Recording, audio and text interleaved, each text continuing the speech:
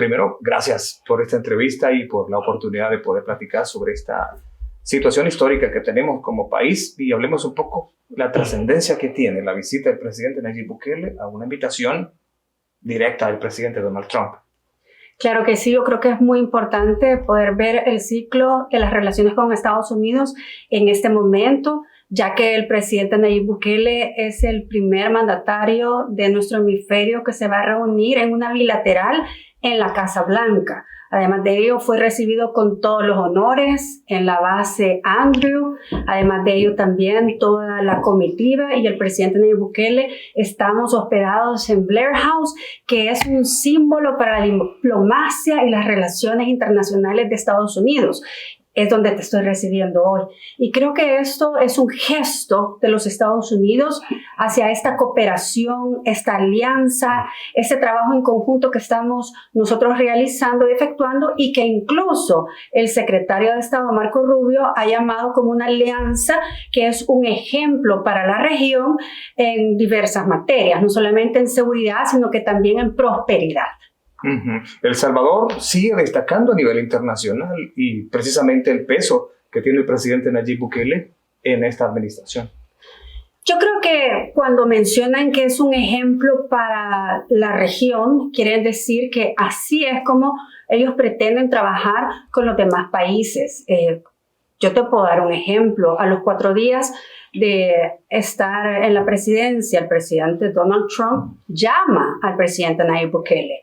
Es decir, rápidamente entablan ya una conversación, una relación en esta nueva administración.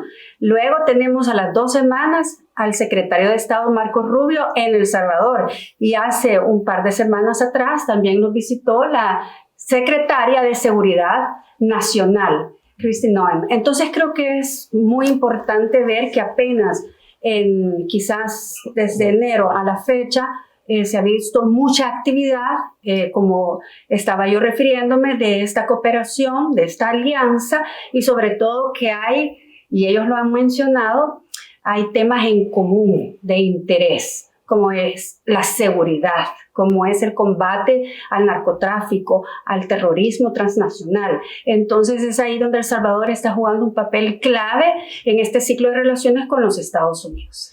Y son 2 presidentes que ya se conocen. En 2019 tuvieron una reunión también bilateral, y esto refrenda y certifica el éxito que tiene el presidente Nayib Bukele.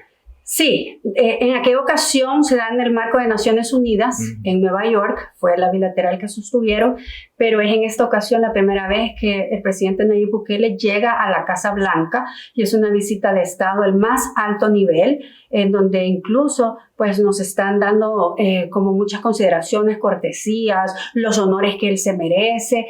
Y la reunión va a ser al más alto nivel. Tengo entendido que va a participar también el vicepresidente, que esto le da también otra altura. Asimismo, diferentes secretarios, la fiscal, entre gente muy allegada a la Casa Blanca, pero que tienen que ver con los temas que les interesa trabajar con El Salvador. ¿Cómo se debe ver El Salvador en este nuevo contexto histórico? Bueno, El Salvador siempre ha sido un gran aliado para los Estados Unidos. En las mesas y en todas las, rondas en el Congreso, yo siempre hago énfasis que El Salvador ha estado con los Estados Unidos en todo momento. Podemos ver la historia y hemos visto cómo hemos estado en diferentes, inclusive, coyunturas, ¿verdad? Desde Afganistán, Irak, estamos ahora en Haití también colaborando, y esta colaboración mucho más cercana, más estratégica en materia de seguridad, que es un tema que El Salvador ya mostró ser exitoso. Es un plan muy propio, es realmente un éxito que se quiere replicar en la región, y que además los ciudadanos nos están pidiendo, sus mandatarios, que lo repliquen. Que el presidente Donald Trump y su staff, su gabinete, tomen de referencia a El Salvador en el combate contra el terrorismo es muy importante, porque quiere decir que nosotros no solamente, como había estado acostumbrado El Salvador, a pedir cooperación, a pedir ayuda, estamos en la posición de dar cooperación, de dar ayuda, y esto creo que es histórico. Así es, y refrenda también la invitación expresa al presidente Nayib Bukele. ¿Por qué hace esto el presidente Donald Trump? Bueno, sí hay una simpatía, como tú ya mencionabas, se conocieron cuando él era el presidente 45, y yo creo que esto es importante, hoy es el número 47, y entonces ya hay quizás un antecedente, pero sobre todo creo yo que lo más importante es que hay una confianza. Es una relación de confianza, una relación donde ganamos, donde obviamente siempre podemos mostrar esta gran nación, lo valioso que somos los salvadoreños, lo valioso que es nuestro país y cómo nosotros estamos siempre dispuestos a colaborar y a trabajar muy cercanamente con los Estados Unidos, que es nuestro socio principal, el más importante, y por eso es que es la coyuntura y quizás de las diferentes visitas que ha hecho el presidente Nayib Bukele, creo que esta es una de las históricas visitas que va a quedar marcada en las relaciones internacionales. Claro que sí. El Salvador es líder en el concierto de naciones porque muchos presidentes quisieran tener esta invitación a la oficina oval. Por supuesto, somos los primeros en Latinoamérica. Si bien alguno que otro presidente lo ha visto al presidente Trump en los pasillos, en diferentes coyunturas o eventos, es la primera visita de Estado, es la primera visita a la Casa Blanca, donde hay una reunión programada con nuestro gabinete, el gabinete del presidente Trump. Posteriormente a eso va a haber un almuerzo donde además vamos a poder también quizás profundizar las conversaciones en un ámbito más amigable, en un almuerzo, donde ellos se reúnen como gabinete, ahí nos van a recibir y posteriormente a esta visita, donde van a estar los dos mandatarios, vamos a sostener diferentes reuniones posteriores con nuestros ministros y sus homólogos. Entonces, es una serie de quizás eventos que se van a ir dando para poder trabajar ya más técnicamente en aquellos temas donde nos interesa profundizar. Esto reviste de importancia porque El Salvador está ocupando un día entero de la administración Trump para conocer los detalles y hablar de cooperación. Así es, porque inicia con la reunión que van a sostener ellos en el famoso, ¿verdad?, en la oficina oval. Además de ello también, pues, posteriormente a eso hay un almuerzo y también en la tarde tenemos diferentes reuniones ya entre el gabinete especial de él, quienes ha asignado, y también nuestro gabinete. Así que creo que esto es prácticamente, como tú dices, es una agenda para El Salvador de todo el día. Posteriormente, también el día 15, el día 16, vamos a sostener otras reuniones. Entonces, se extiende la visita presidencial, se extiende la oportunidad que tenemos para poner en la mesa diferentes puntos de negociación o de conversación. El Salvador es importante para la administración Trump. Yo creo que El Salvador siempre ha sido estratégico. Nuestra posición es estratégica en el hemisferio. Además de ello, también la influencia que tenemos en Estados Unidos por nuestros salvadoreños, por nuestra diáspora, que está desplegada desde California al centro hasta la costa este. Y, por ejemplo, aquí en Blair House, donde estamos hospedados, que ha estado hospedados celebridades como el Papa Juan Pablo II, que son personajes, ¿verdad?, históricos. Igualmente la reina Isabel, ha estado Winston Churchill, recientemente Netanyahu. Después que nosotros nos vayamos, va a venir también la delegación italiana. Es decir, es histórico que estemos en este lugar que nos han concedido por invitación del presidente Trump. Entonces, aquí, en esta casa, en esta hermosa casa de huéspedes de la Casa Blanca, trabajan salvadoreños que ya tuvieron la oportunidad de conocer a nuestro presidente y no solamente de hablar con él, sino que también tener la oportunidad de ver que los salvadoreños estamos en todos los lugares y son nuestros representantes acá. Y esa es la importancia de la influencia de los salvadoreños en Estados Unidos. Así que creo que nuestra cercanía no solamente es territorial, porque estamos realmente muy cercanos para cualquier operación de seguridad comercial, pero también nuestra gente está aquí en Estados Unidos. Y para finalizar, embajadora, nuestro país sigue siendo un líder, ya lo dijo la portavoz de la Casa Blanca, que es la secretaria de prensa. Dijo, El Salvador es un modelo de lo que se puede hacer otras naciones para apoyar a la administración Trump.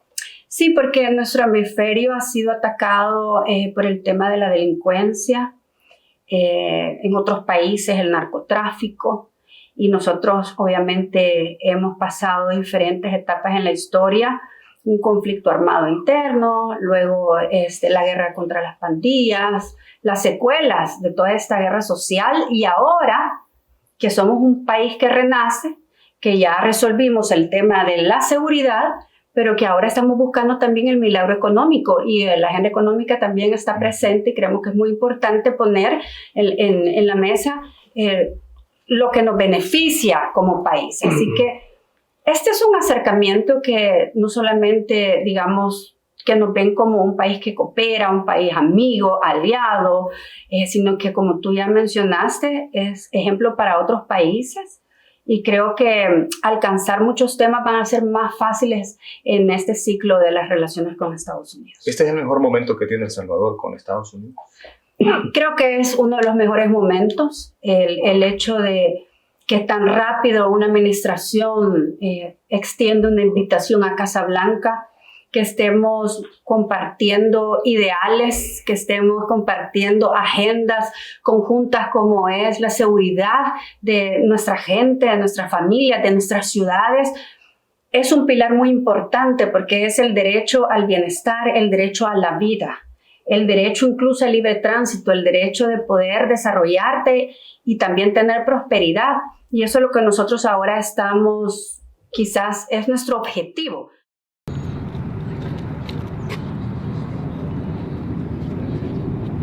Colors. Oh, word. Horse. Hide. Hide. Hide. Hide. Hide. Hide. Hide. Hide. Hide. Hide. Hide. Hide.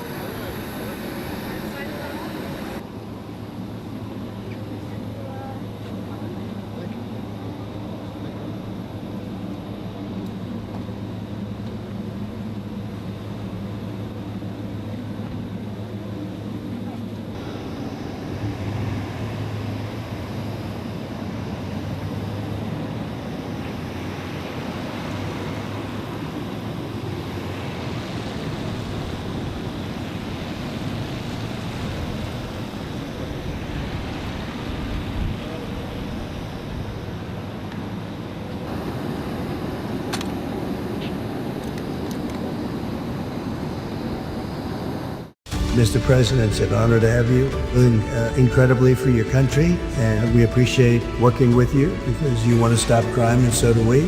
I want to thank you for the great job you're doing. I'm really happy to be here, honored, and eager to help. We're a small country, but if we can help, we do it. We just have had a great relationship, and I want to just say hello to the people of El Salvador and say they have one hell of a president.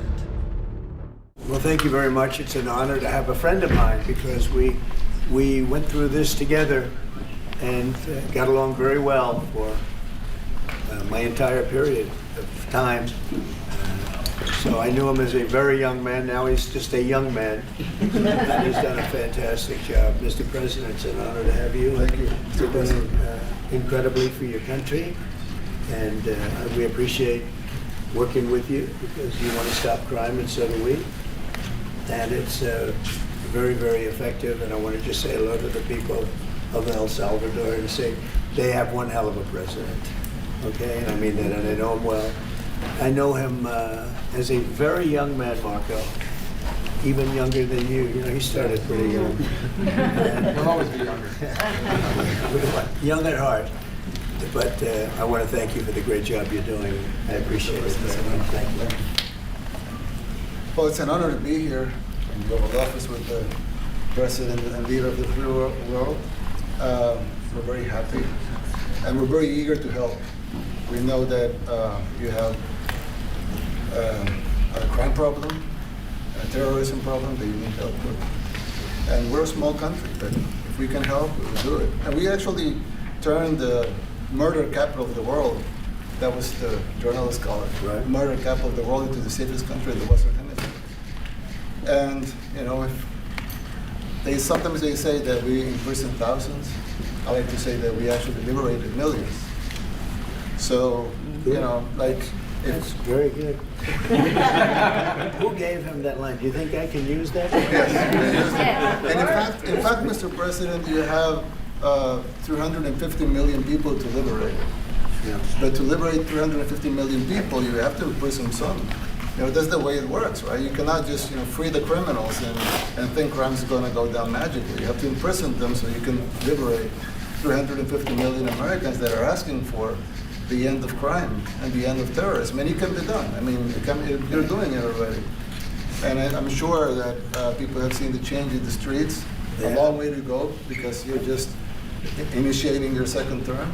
But it's clear that, you know, with the numbers at the border, you know, even in Democrat-run cities, they get a help from the work you're doing.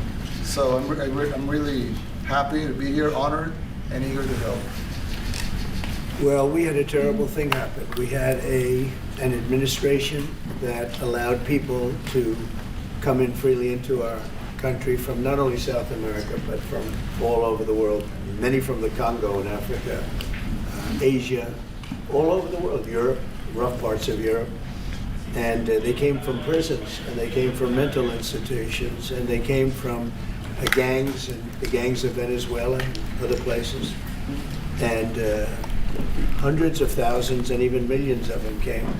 21 million people altogether, but many of the people that came, just a tremendous percentage of them were criminals, in some cases violent criminals. We had 11,088 known murderers. Half of them murdered more than one person.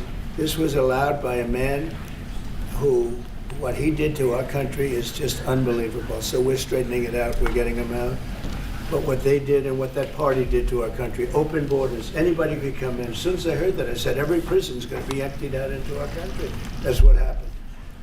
And we're straightening it out. And we just had numbers. We had the highest recruiting numbers in the history of our country going into police departments. And a year ago, we had the lowest numbers. You couldn't hire a biggest change. Yeah. Nobody's ever the seen. Lowest to the highest. And the military now, Marines, the Army, Air Force, Coast Guard, every slot is, I mean, we have the best numbers we've ever had. We call it recruitment numbers. And we've never had anything like it. We had records on at every single level. But very important, the policemen. The policemen are joining forces now. That we're having a hard time with policemen because we weren't protecting our police. Yeah. And we cherish our police. The police are great, and the firemen and everybody else. But we have the highest numbers that we've ever had, the most enthusiasm. Great enthusiasm on trade and other things. We're doing great. We're taking in billions and billions of dollars. We made, 2 weeks ago, I gave them a little bit of a pause because, you know, you have to show a little flexibility. But we go back to what we have to do. The markets have been very strong once they got used to it. But we were losing $2 billion a day. There's no company big like this. This is the biggest deal ever made. Now we're making $3 billion a day. We're a great country, but we had stupid people running this country, and I can say it. But what they've done to us at the border should never and can never be forgotten. It's a sin, what they did, and you are helping us out, and we appreciate it. Actually, what you're doing with the border is remarkable. It has dropped, what, 95%? It's It's incredible. Got, as of this morning, 99%, 99.1% to be exact. Why are those numbers not in the media? Well, they get up at the fake news, you know, like CNN over here doesn't want to put them out because they don't like putting out good numbers. They only like putting out, because I think they hate our country, actually.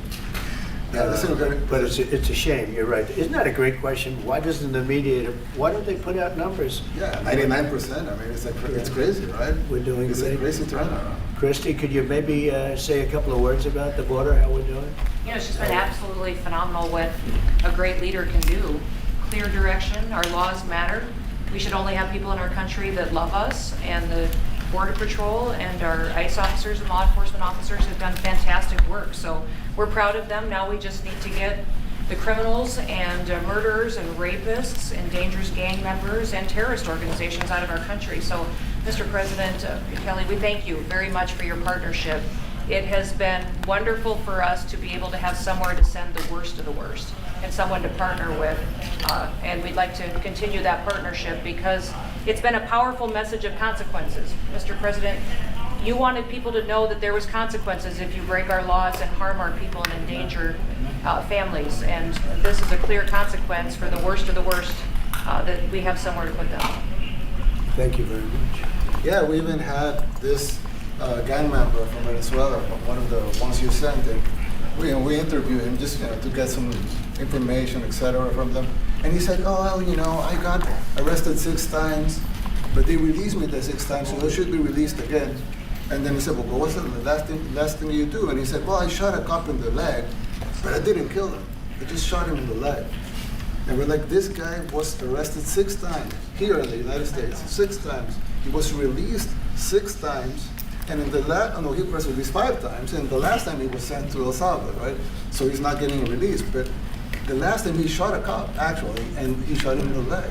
So these are, like you said, there's something broken. It's the liberal establishment, but they're not running things anymore in this country, and we're run by, and I don't say conservative, I don't say anything, we're run by people with great common sense. Yeah, common sense. Because it's all common sense. It's not liberal conservative, it's common sense. Exactly. And, do you allow men to play in women's sports? Do you allow men to box your women and box? Because I know you have a lot of boxing. That's violence. That's abuse of a violence woman. against women. It's abuse of a woman. But we have people that fight to the death because they think men should be able to play in women's sports. And some of those sports, it wouldn't matter much, but it still matters. But some of them are very dangerous for women. Some years ago, like you said, a decade ago or so, women rights movements were pressuring so that we enacted specific laws to avoid men abusing women. And I think those laws were great because there were a lot of men abusing women. But now some of the same people are trying to backtrack on that and actually trying to make new laws allowing men to abuse women in sport. So actually that doesn't make sense. It doesn't make sense. It's crazy. They have weightlifting records, right? Yeah. A woman gets up, lifts weights, she's incredible. A guy gets up and beats her by 100 pounds. What are you going to do? A record that hadn't been broken in 18 years. They put on an ounce, quarter of an ounce, eighth of an ounce for 18 years. Now they have a guy come up, ping. The whole thing is crazy. But they continue to fight. And I don't like talking about it because I want to save it for just before the next election. I say to my people, don't even talk about it because they'll change. And but I watched this morning, there was a congressman fighting to the death for men to play against women in sports. And you say to yourself, why? What are they doing, right? What are they doing? But your country's not too big in that. No, of course not. We're big in protecting women. Good. That's right. It's a very important form of protection, too. And as you can see, most of my cabinet are women, so. That's impressive. Yeah. That's why you're And running. they're not DEI hires or anything. They They're can just be. great at what they do. Right? That's right. This is very impressive. Yeah, This is a first. We've had women, but we've never had 3 of them right here. That's 4 and 3 And men. look at what we have. You guys feel a little bit mistreated? That's good. I like it. Well, we've been advanced. I've been very advanced in that regard too. We have Pam, who's been so fantastic. Christy, and the most powerful woman they say. I know. Exactly. They're all afraid of her. Susie Wells. They say, oh, she's tough. Yeah. Most powerful woman in the world, according to magazines. What do I know? Yes. But I think she probably is. Yeah. You know, she probably is. Congratulations. And you know, Stephen has done such a great job. We have great He's people. very famous too. But we love working with him. He really lets them have it, right? Yeah, exactly. There's no games. No. It's very good. He knows. Do you have any questions, please? President Trump. Go, let's not start with CNN because they're just so wrong. Yeah, please. Yeah, thank you, Mr. President. You repeatedly mentioned last night that Russia's attack on Ukraine was a mistake. What is the exact mistake? And have you given Putin a deadline to actually move toward a ceasefire? The mistake was letting the war happen. If Biden were competent, and if Zelensky were competent, and I don't know that he is. We had a rough session with this guy over here. He just kept asking for more and more.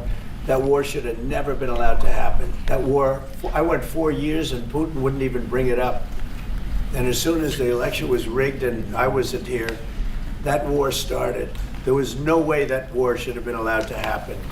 And Biden should have stopped it. And you take a look at Putin. I'm not saying anybody's an angel, but I will tell you, I went 4 years and it wasn't even a question. He would never, and I told him, don't do it. You're not going to do it. And it was the apple of his eye, but there was no way that he would have done it. All you had to do is lower oil prices. If you lowered oil prices, Biden kept the prices so high because he made it impossible to get it. If you lowered oil prices, you would have never had the war. But you wouldn't have had it with me anyway. That war would have never happened. And I think it's a great abuse. So now what do? You get a country where 25% of its land is gone, and the best locations, where millions of people are killed. You know, you haven't reported accurately the death. And this was Biden's war, and I'm trying to stop it. And I think we're going to do a good job. I hope we're going to do. They lose 2,500 young people a week, think on average. Now they're Russians and they're Ukrainians, but it's 2,000, we don't care. It's like whatever it is. They're not from your country, they're not from mine, but I want to stop it.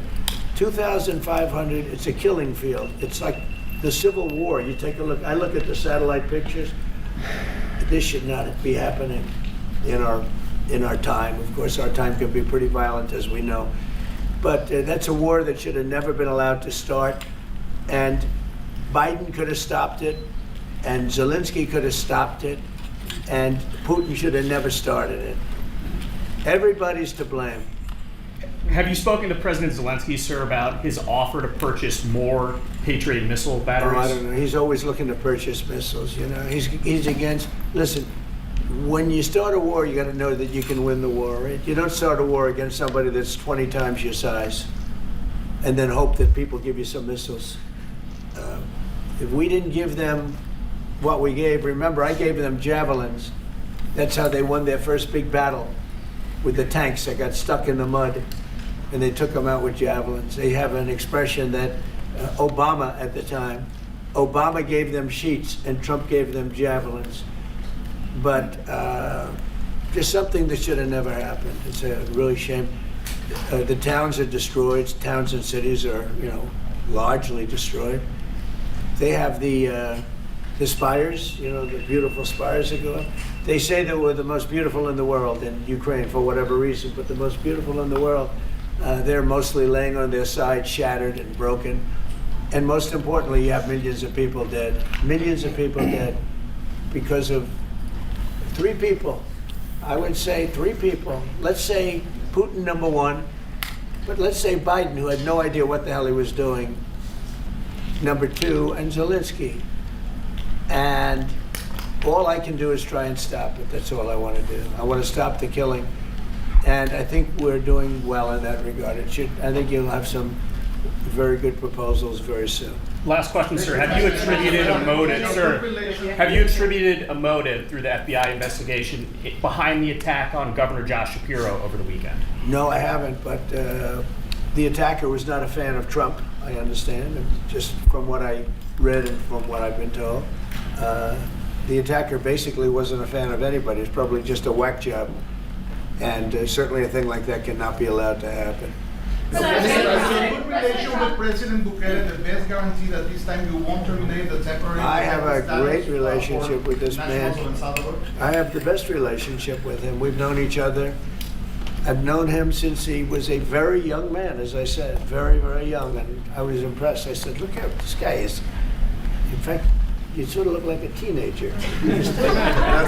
You look like a teenager. I said, what kind of a country is this? He grew up well in the last 5 years. Do you support the extension for nationals of El Salvador under? I support him. Do you plan to ask Go ahead, let's hear the question from this very low-rated anchor at CNN. Do you plan to ask President Low-rated. Bukele to help return the man who your administration says was mistakenly Which one is that? deported? The man who was mistakenly deported to El Salvador? Well, let me ask Pam, would you answer that question? Sure, President. First and foremost, he was illegally in our country. He had been illegally in our country. And in 2019, two courts, an immigration court and an appellate immigration court, ruled that he was a member of MS-13 and he was illegally in our country. Right now, it was additional paperwork had needed to be done. That's up to El Salvador if they want to return him. That's not up to us. The Supreme Court ruled, President, that if, as El Salvador wants to return him, this is international matters, foreign affairs, if they wanted to return him, we would facilitate it, meaning provide a plane. So will you return him, And President you Bukele? are doing a great job. Thank you. Pam. Wait a minute, could you just also respond to that question? Because, it's asked by CNN and they always ask it with a slant because they're totally slanted because they don't know what's happening. That's why nobody's watching them. But would you answer that question also, please? Yes, gladly. So, as Pam mentioned, there's an illegal alien from El Salvador. So, with respect to you, he's a citizen of El Salvador. So, it's very arrogant even for American media to suggest that we would even tell El Salvador how to handle their own citizens as a starting point. As two immigration courts found that he was a member of MS-13. When President Trump declared MS-13 to be a foreign terrorist organization, that meant that he was no longer eligible under federal law, which I'm sure you know, you're very familiar with the INA, that he was no longer eligible for any form of immigration relief in the United States. So he had a deportation order that was valid, which meant that under our law, he's not even allowed to be present in the United States and had to be returned because of the foreign terrorist designation. This issue was then, by a district court judge, completely inverted, and a district court judge tried to tell the administration that they had to kidnap a citizen of El Salvador and fly him back here. That issue was raised to the Supreme Court, and the Supreme Court said the district court order was unlawful, and its main components were reversed 9-0 unanimously, stating clearly that neither Secretary of State nor the President could be compelled by anybody to forcibly retrieve a citizen of El Salvador from El Salvador, who again is a member of MS-13, which, as I'm sure you understand, rapes little girls, murders women, murders children, is engaged in the most barbaric activities in the world, and I can promise you, if he was your neighbor, you would move right away. So you don't plan But to the ask Supreme for Court's permission asking to get to. And that- what was the ruling in the Supreme Court, Steve? Was it 9-0? Yes, it was a 9-0 In our favor? in our favor against the district court ruling, saying that no district court has the power to compel the foreign policy function of the United States. As Pam said, the ruling solely stated that if this individual, at El Salvador's sole discretion, was sent back to our country, that we could deport him a second time. No version of this legally ends up with him ever living here because he is a citizen of El Salvador. That is the president of El Salvador. Your questions about it, per the court, can only be directed to him. I asked ¿Usted lo liberaría, Presidente Can President Bukele weigh in on this? Do you plan to return him? Well, I'm supposed to not suggesting that I smuggle a terrorist into the United States, right? It's only How can I liberar. how can I return him to the United States? Like, I smuggle him into the United States, or whether, of course, I'm not going to do it. It's like, the question is preposterous. How can I smuggle a terrorist into the United States. I don't have the power to return him to the United States. But you could release him inside El Salvador. Yeah, but I'm not releasing, I mean, we're not very fond of releasing terrorists into our country. We just turned the murder capital of the world to the safest country in the Western Hemisphere, and you want us to go back into the releasing criminals so we can go back to being the murder capital of the world? No, that's not going to happen. Well, they'd love to have a criminal, released into our country. I mean, there's a fascination. They would love it. But Yeah. they're sick. These are sick people. Marco, do you have something to say? Yeah, I mean, Stephen outlined it. I don't understand what the confusion is. This individual is a citizen of El Salvador. He was illegally in the United States and was returned to his country. That's where you deport people, back to their country of origin. Except for Venezuela, that was refusing to take people back, or places like that. I can tell you this, Mr. President. No, the foreign policy of the United States is conducted by the President of the United States, not by a court. And no court in the United States has a right to conduct the foreign policy of the United States. It's that simple. End of story. And that's what the Supreme Court held, by the way, to Marco's point. The Supreme Court said exactly what Marco said, that no court has the authority to compel the foreign policy function in the United States. We won a case 9-0, and people like CNN are portraying it as a loss, as usual, because they want foreign terrorists in the country who kidnap women and children. But President Trump, his policy is foreign terrorists that are here illegally get expelled from the country, which, by the way, is a 90-10 issue. Well, Mr. President, you said that if the Supreme Court said someone needed to be returned, that you would abide by that. You said that on Air Force One just a few days ago. How long do we have to answer this question from you? Why don't you just say, isn't it wonderful that we're keeping criminals out of our country? Why can't you just say that? Well, it's illegal. Why do you go over and over? And that's why nobody watches you anymore. You have no credibility. Please, go ahead. President Trump, thank you so much. How many illegal criminals are you planning on exporting to El Salvador? And President Bukele, how many are you willing to take from the U.S.? As many as possible. And I just asked the president, it's this massive complex that he built, jail complex. I said, can you build some more of them, please? As many as we can get out of our country that were allowed in here by incompetent Joe Biden through open borders. Open borders. You probably hear open borders and you can't even understand it because nobody can understand it. Nobody smart or with common sense can understand it. So we have millions of people that should not be in this country that are dangerous. Not just people, because we have people, but we have millions of people that are murderers, drug dealers. They've been allowed to come into our country by other countries that were very smart. When they heard that this very low IQ president, and by the way, I took my cognitive exam as part of my physical exam, and I got the highest mark, and one of the doctors said, sir, I've never seen anybody get that that was the highest mark. I hope you're happy with that. Although they haven't been bugging me too much to take a cognitive, but I did do my physical and it was released. I hope you're all happy with it. I noticed there's no question, so probably you are. But the cognitive, they said to me, sir, would you like to take a cognitive test? I said, did Biden take one? No. Did anybody take one? No, not too many people took them. I said, what about Obama? Did he take one? No, he didn't take one either. I said, let me be the only one to take one. But I've actually taken them 3 times already. I like taking them because they're not too tough for me to take. But we had a great physical exam, so I knew you were going to ask that. And the doctors who are total professionals, Walter Reed Medical Center, they're great people. And I visited a soldier that was badly wounded, incredible soldier, lost his leg, and spent a lot of time with him. I mean, great with his mother. And it was really a very great thing. They do a phenomenal job. I just want to say, Walter Reed, I was there for, 5-6 hours. You were there with me. But I took a full physical and it came out perfecto, so that's good. She got me for a little longer. Would the U.S. be willing to pay for those facilities to be opened if new ones were to be built? I'd do something. We'd help them out, yeah. We have one. They're great facilities, very strong facilities, and they don't play games. I'd like to go a step further. I mean, I said it to Pam. I don't know what the laws are. We always have to obey the laws, but we also have homegrown criminals that push people into subways, that hit elderly ladies on the back of the head with a baseball bat when they're not looking, that are absolute monsters. I'd like to include them in the group of people to get them out of the country, but you'll have to be looking at the laws on that, Steve, okay? How essential is it for you guys to be locking up these prisoners? And do you think more presidents should follow suit like you guys as far as taking a hard stance on crime in the United States? Well, I do. I think everybody has to. I mean, the president said it better than anybody. He said, you know, you have liberty and you have to have liberty, but to have liberty, not everybody is gonna be good. And you know, some are bad because they're sick. They're mentally deranged, they're bad. Why do you think and you have to take them, if you're gonna have a country, you're gonna have to take those people out. And we've been doing that.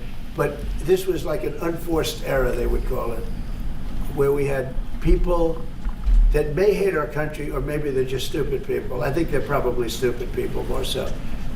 A lot of people said they did it for the vote, but I did better with Hispanic people than they did, because I always use Hispanic. I did better. You people love me. I saw my poll numbers in your country. I'm through the roof, right? 91%. Some people think they do it for the vote. But they don't have to do it for the vote. They cheat, you know, they're professional cheaters. That's about the only thing they do well. So we just have had a great relationship, and it's become bigger because of a strange thing that happened. You know, I came back, we had no war in Ukraine, we had no October 7th, Middle East problem, we had nothing, we had no inflation. We didn't have the Afghanistan, most embarrassing moment in the history of our country, the Afghanistan, not withdrawing, because I would have been out, you know, I had it all set to bring people out with dignity and pride. That was the worst, most embarrassing moment in the history of our country, Afghanistan. We didn't have any of that. You wouldn't have had the war with Russia, Ukraine. You wouldn't have had the Middle East problem because Iran was broke, they had no money, because we had secondary sanctions on and lots of other sanctions.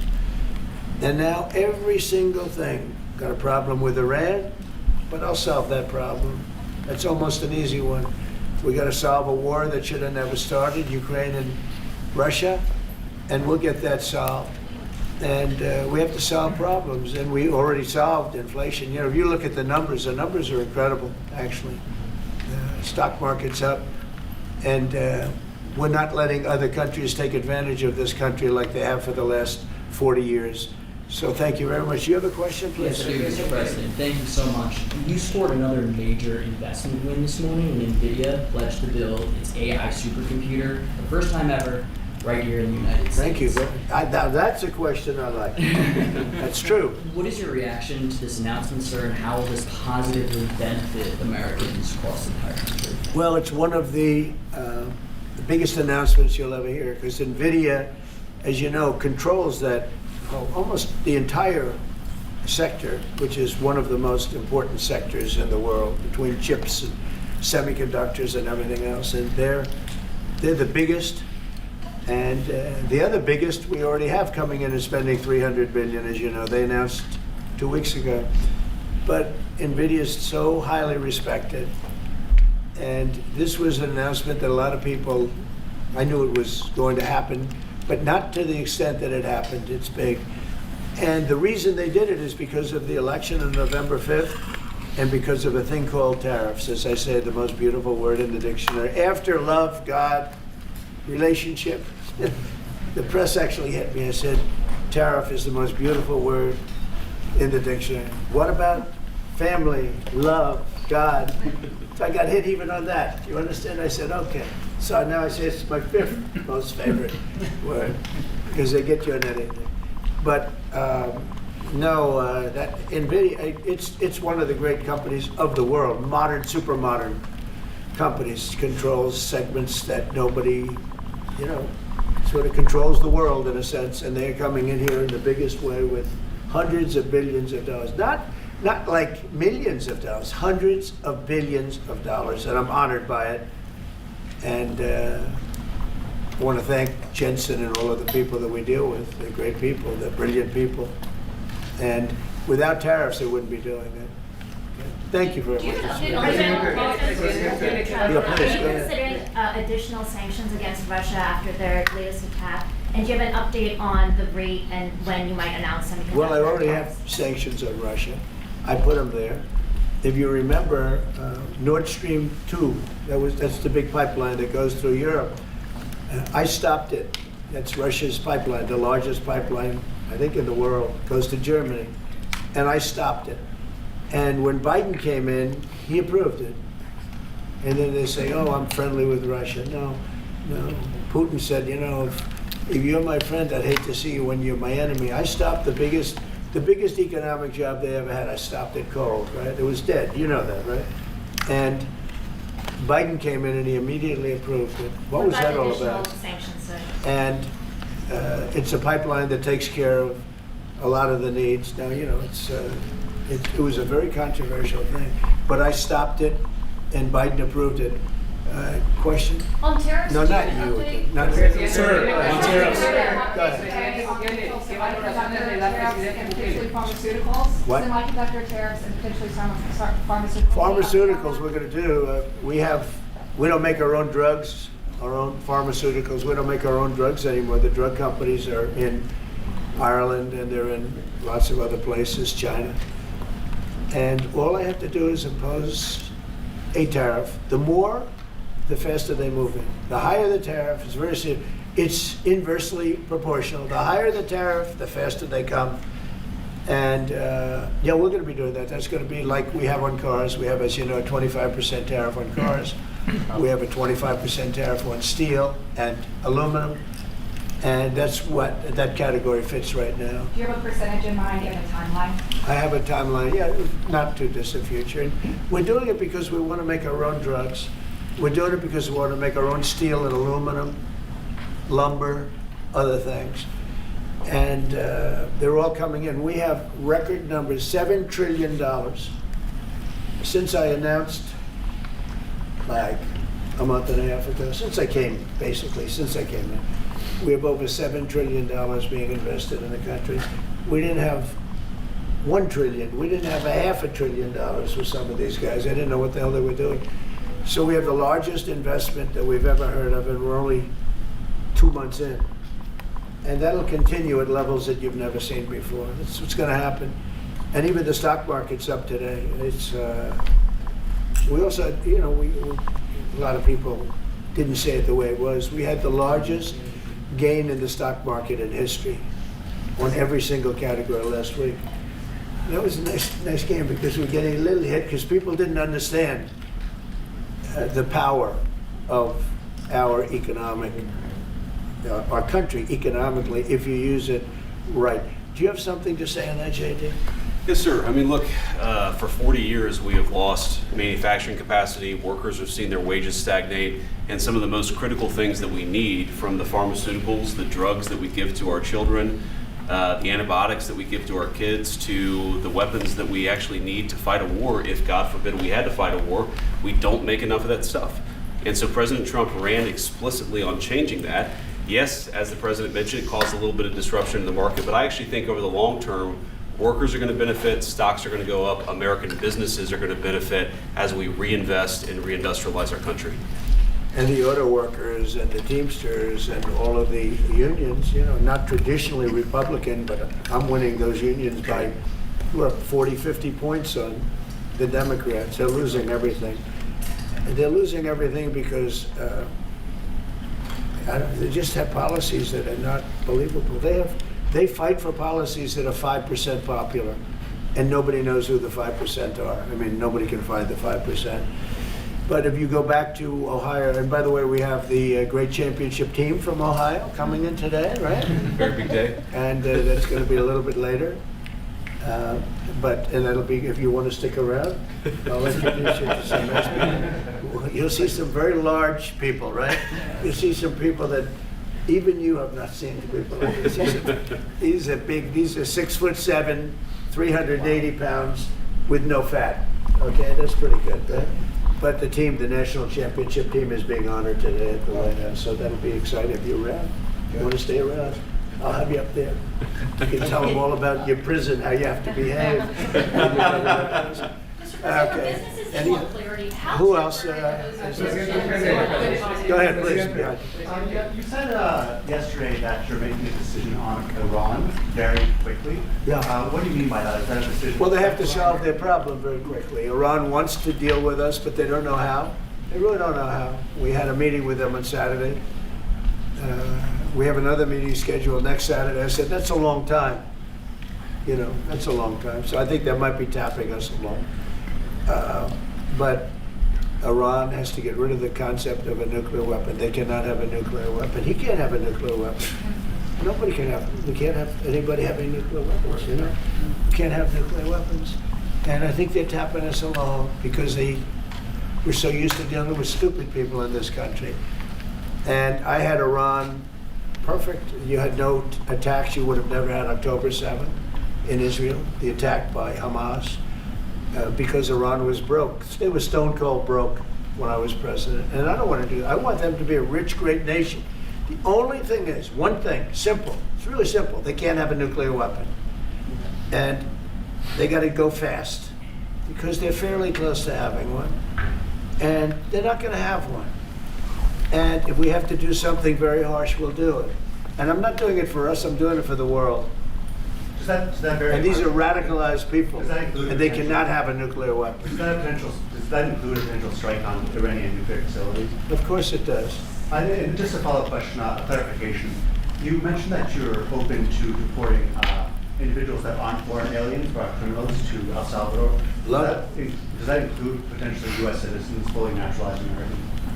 If they're criminals and if they hit people with baseball bats over their head that happen to be 90 years old, and if they rape 87-year-old women in Coney Island, Brooklyn, yeah, that includes them. What, do you think there's a special category of person? They're as bad as anybody that comes in. We have bad ones too.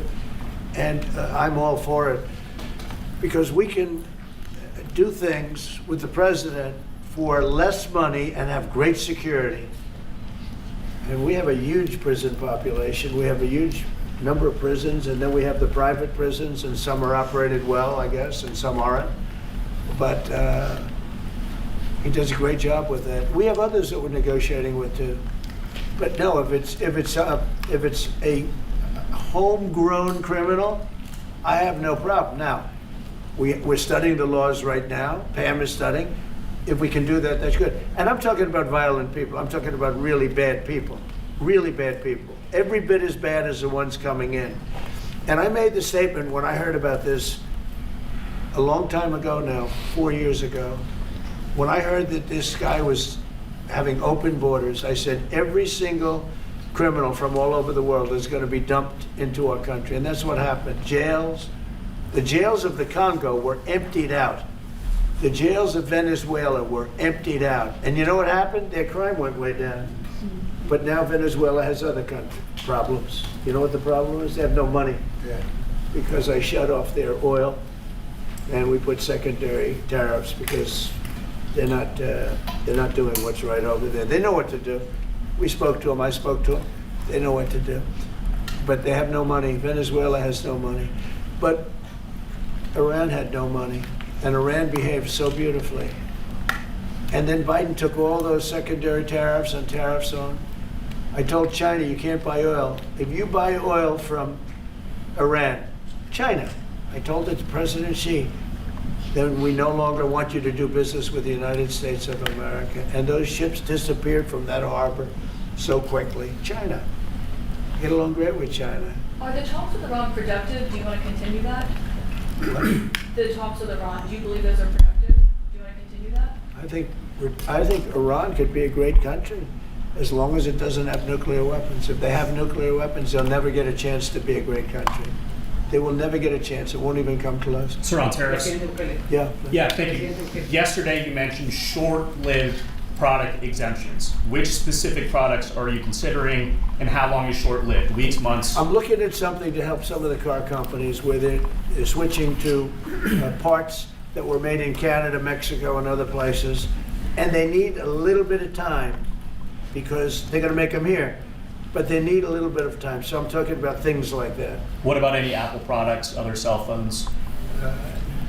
Look, I'm a very flexible person. I don't change my mind, but I'm flexible. And you have to be. You just can't have a wall and you'll only go. No, sometimes you have to go around it, under it, or above it. There'll be maybe things coming up. I speak to Tim Cook. I helped Tim Cook recently, and that whole business. You know, I don't want to hurt anybody, but the end result is we're going to get to the position of greatness for our country. We're the greatest economic power in the world if we're smart. If we're not smart, we're going to hurt our country very badly. We lost with China over the Biden years trillions of dollars on trade, trillions of dollars. And he let them fleece us. And we can't do that anymore. And you know what? I don't blame China at all. I don't blame President Xi. I like him. He likes me. I mean, you know, who knows? Who the hell cares? Do you have any updates on talks But you know with what? China? What? Do you have any updates with talks with China? No, let me just tell you this. I don't blame China. I don't blame Vietnam. I see they're meeting today. Is that wonderful? That's a lovely meeting. They're meeting, like trying to figure out how do we screw the United States of America. Don't forget, the European Union was formed to do just that. The European Union was formed to hurt the United States and on trade. And they get us on NATO because they don't pay their bills. But now, since I got involved, they have been paying their bills. I took in over $600 billion for NATO. Nobody took in anything. I mean, they were all delinquent. They had 8 nations out of 28 paid their bills. The rest of them were way delinquent. And I said, if you don't pay your bills, we're not going to protect you anymore. And the money poured in over 600. The Secretary General last week made that statement. He said, I've never seen anything like it. We couldn't get anybody to pay because the United States was footing the bill for NATO. Well, we got hurt there, and we got hurt on trade, likewise, European Union. And they've got to come to the table. And they're trying to. They're trying to. But the European Union has taken terrible advantage. They don't take our food products. They don't take our cars. We have millions of their cars, BMW, Volkswagen, Mercedes-Benz, many others. They come in by the millions. They don't take, there are no Chevrolets in Munich, I can tell you that. I said to Angela Merkel when she was there, as she was letting millions of people infiltrate Germany, which was not so good from, we would call them illegal immigrants, but she made them legal. But I said to her, and I got along with her very well, I said, how many Chevrolets do we have in Munich or Frankfurt? Why, none, Donald, none. I said, you're right. And yet we take in millions and millions of cars. No, those days are over. How long do you think Okay, the thank you very much, everybody. Thank you, guys. Thank you, guys.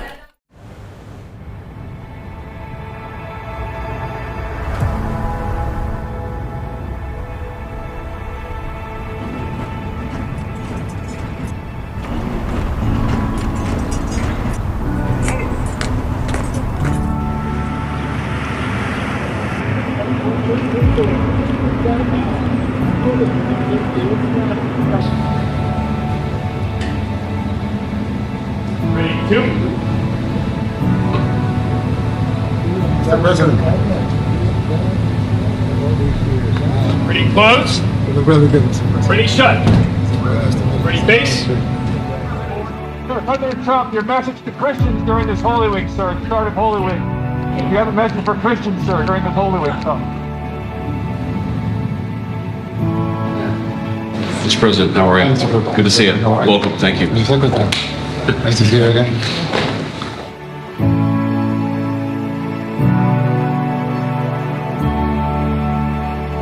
Secretary of the Presidency,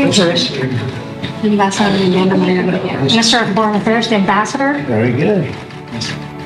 Minister of Justice, Minister of Defense, Hi, how are you? Advisor, Doesn't like you, right? No. Lower. We do over here. It feels like you've been. This thing you remember, this is done. Well, you know. Very young man, now he's just a young man. And he's done a fantastic job. Mr. President, it's an honor to have you. Thank you, Mr. President. Incredibly for your country. And we appreciate working with you because you want to stop crime, and so do we. And it's very, very effective. And I want to just say hello to the people of El Salvador and say they have one hell of a president. Okay, and I mean that, and I know him well. I know him as a very young man, Marco, even younger than you. You know, he started pretty young. He'll always be younger. Young at heart. But I want to thank you for the great job you're doing. I appreciate it. Thank you.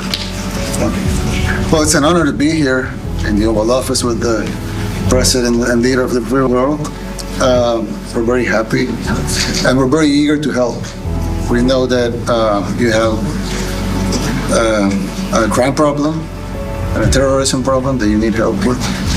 And we're a small country, but if we can help, we will do it. And we actually turned the murder capital of the world, that was the journalists call it, right? Murder capital of the world, into the safest country in the Western Hemisphere. And, you know, sometimes they say that we imprison thousands. I like to say that we actually liberated millions. So, you know, like, it's very good. Who gave him that line? Do you think I can use that? Yes. Yes. And in fact, Mr. President, you have 350 million people to liberate. Yeah. But to liberate 350 million people, you have to imprison some.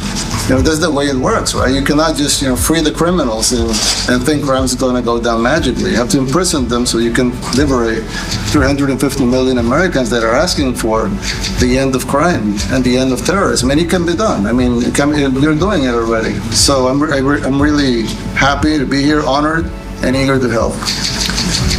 Well, we had a terrible thing happen. We had an administration that allowed people to come in freely into our country from not only South America, but from all over the world. We're a great country, but we had stupid people running this country, and I can say it. But what they've done to us at the border should never and can never be forgotten. It's a sin, what they did, and you are helping us out, and we appreciate it. Thanks. Thank you. Actually, what you're doing with the border is remarkable. It has dropped, what, 95%? It's incredible. As of this morning, 99%, 99.1% to be exact. Why are those numbers not in the media?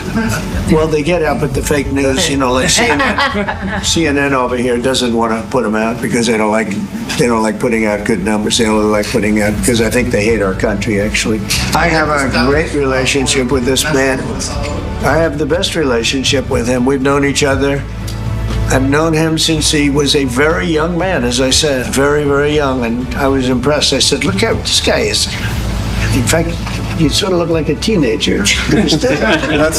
You look like a teenager. I said, what kind of a country is this? Mr. President. But thank you. He grew up well in the last 5 years. What a numbskull. Remember the word numbskull? When the guy called himself. He called him.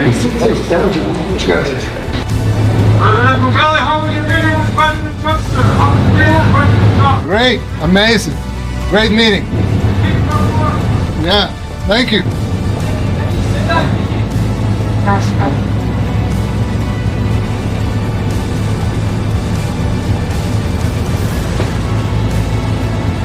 Ready, close. Ready, shut. Hand salute.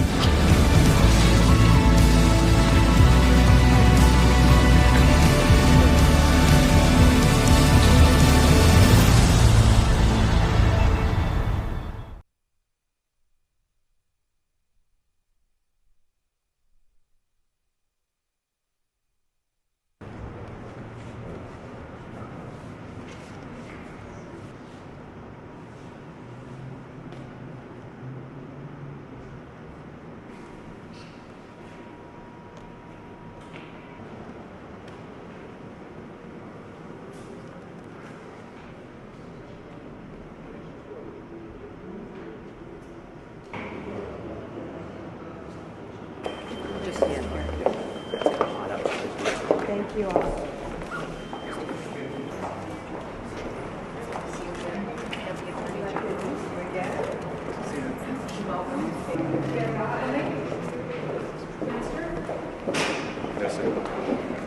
This is our memorial to our fallen Border Patrol that have lost their lives. And if you wanted to just share for 1 minute about this memorial and when it was built. Ladies and gentlemen, this memorial is brand new. Hello, how are you doing? Oh, hey. Oh, I'm sorry. Walk right.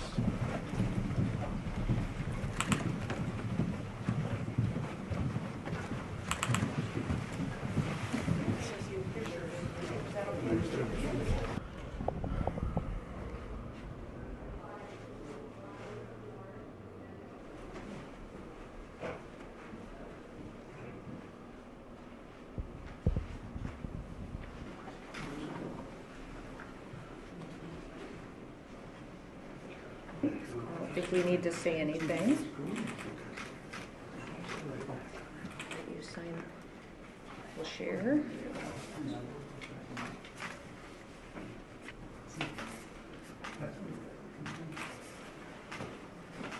Congratulations. It's nice to have that done. Yes, good. Now I have a plaque.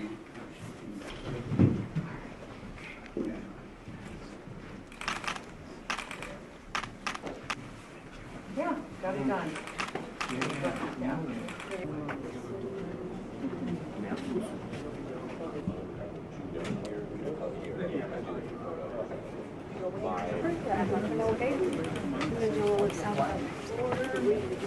Well, no, we're going to go Way back. Yep. Go right through this first door. You, more than me. Here we go. 1, 2, 3. And one more. 1, 2, 3. Our relationship with El Salvador is stronger than ever, and it's only just beginning. Our presidents have set the tone, worked together very closely, and we look forward to developing that even more with you as well. What El Salvador has done in the last few years is nothing short of a miracle. Your country's victories over violent cartels and criminal enterprises, groups that terrorize your people and communities, is a model for all in our hemisphere. President Trump and I appreciate allies like El Salvador who punch above your weight, and we are grateful for your partnership. El Salvador has set a great example for strong bilateral cooperation, mutually beneficial cooperation with the United States, especially on that topic and many others. We want to stand strong with allies who stand with us and help deliver peace through strength, especially in our hemisphere. I also want to recognize the many ways in which El Salvador has stood with America over the years. Oh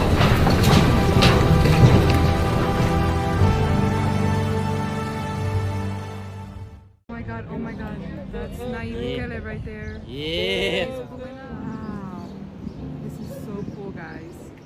This is so cool. Oh my God.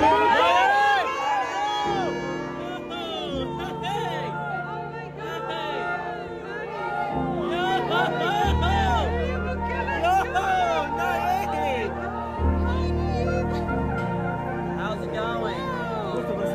Mucho gusto. Oh my God. How's the trip? Very nice, very good, very good.